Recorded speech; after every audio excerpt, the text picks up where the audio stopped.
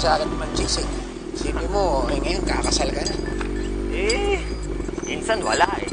Pinamaan tayo eh. Ikaw, kamusta ka? Medyo nahirap minsan, lalo na ngayon na malala na yung sakit ni Lolo. Buti nga umuwi ka eh, para madalaw mo naman. Mukhang hindi natatagal si Lolo minsan. Ayaw ko magpadala sa doktor. Ano kami? Mga bata kanina pa nagwawala. Sinigyan mo ng tinamay. Mga bata, tusok kayo dun. Tusok kayo, tusok.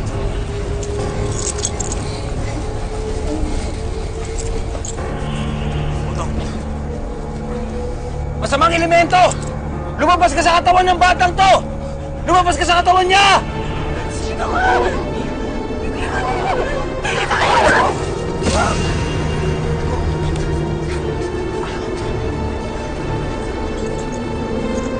Kung sino ka mang lamang lupa ka, lumabas ka sa katawan ng batang ito! Mahawa ka sa kanya! Sa ngalan ni Jesus, ni Maria, at ni Joseph! Lumayas ka! Tinuruan niya po ako sa paggagamot, simula po doon sa paghihilot, sa mga dasal ng mga paggagamot ng mga sinasapian po ng engkanto po. Yung minatubod, 3 minatubod, tapos manyamo 3 rin, tarakaguran ng Maria. Dapat kailangan yung ginagamot ay dapat sumunod talaga sa Diyos para mawala yung dumadala sa tao na masamang espiritu. Salamat, Apo. At nakita kita bago ako tuluyang magpahinga. Gagaling pa ho kayo. Ang lakas-lakas niya pa ho. Tsaka manggagamot ho kayo, di ba ho? Bakit hindi niyo pagalingin ang sarili niyo? Kailanman, Apo. Hindi maaaring pagalingin ng isang manggagamot ang sarili niyang karamdaman o maging ang kanyang mga kaanak. Ramdam ko na ang oras ko. Naghihintay na lamang ako ng sandaling maibigay ko ang kahuli-hulihan kong anting-anting. Nabalitaan ko yung nangyari kanina sa eskwelahan. Walang iba kung hindi ikaw, Benji.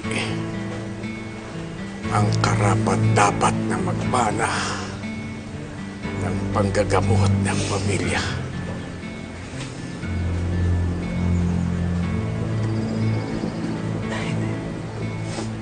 Dito naman si Boto. Kaya mo na, Insan. Tagal na namin na pag-usapan ni Lolo yan. So, alam ko naman, Insan, nagparaya ka lang sa akin para makuha ko yung kunya ko.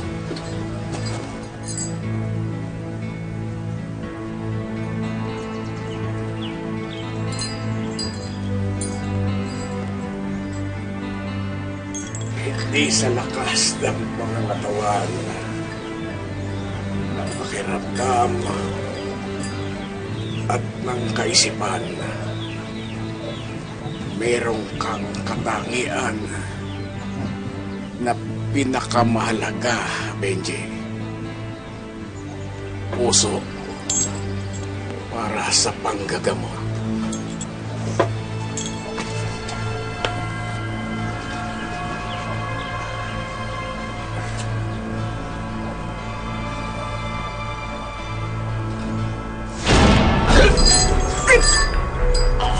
Lolo?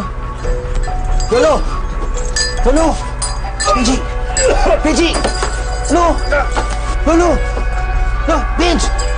Lolo! Ano nangyari sa inyo? Chong! Chong! Tulong, Chong! Benji! Benji! Lolo! Lolo! Lolo! Lolo! Benji! Chong! Chong! Tulong, Chong! Chong! Chong, tulong! Doon lang sa loob ng pamilya ho, Sir Ram. Isasali yung paggagamot.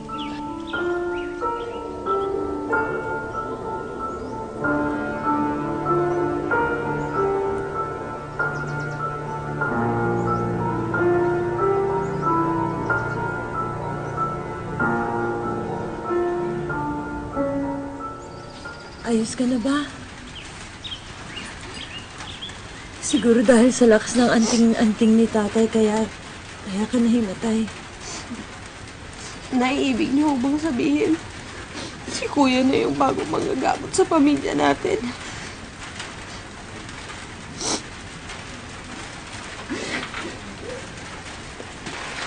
Minsan, beta ni Bolo. Nakasulat yan lahat ng alam niya sa paggagamot.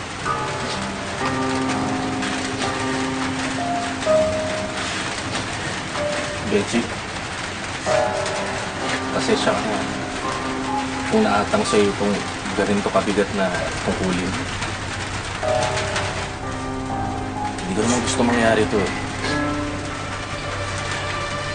Lagi kang mag-iingat.